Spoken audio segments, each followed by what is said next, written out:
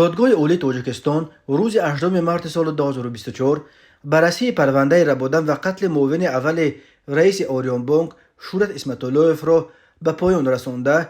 بنا به اطلاع دریافتی به 5 نفر از 14 متهم به دادگاه احضار شده حکم ابد داده است.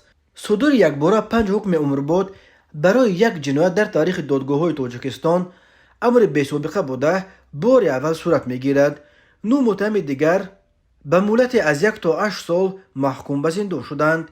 دفتر مطبوعات دادگاه عالی صدور حکم افراد متهم در قتل اسمت اللهیف را تصدیق کرد، ولی گفت که جزئیات حکم بعدتر نشر می شود.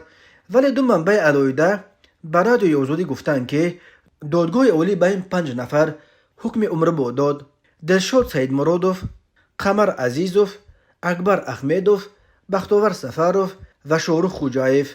ربودن و قتل معاون اول رئیس آریان بانک شورت اسمت اللهیف پر سر و صداترین جنایت یک سال اخیر در تاجیکستان دانسته می شود. دادگاه عالی روز 25 دکامبر سال 2023 به محاکمه این پرونده پر سر و صدا آغاز کرد. این مرافعه پشت درهای بسته در داخل بازداشتگاه یا سزای رقم 1 در مرکز شهر دوشنبه دایر شد. حکم 14 متهم در این پرونده نیز در طول جلسه های دادگاهی سزای رقم 1 اعلان شده است و بر اساس حکم دادگاه اموال بعضی از متهمان از جمله مال و ملک سید مرادوف مصادره کرده می شوند. پیوندان سید مرادوف گفتند که از حکم ناراضی اند. طور قبلا خبر دادیم آدم ربایان شام 23 ایون سال 2023 اسمت اللهیف را از نزد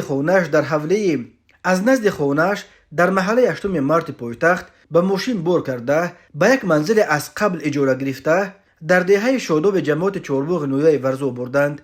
اسمت اللهیف ساعت 3 صبح 24 ایون بعد 7 ساعت شکنجهش دیگر به این همه عذاب و عقوبت تاب نآورده جان داده است. آدم ربایان جسد او را همراه ماشین به دریای زرافشان پرتافته فرار کردند.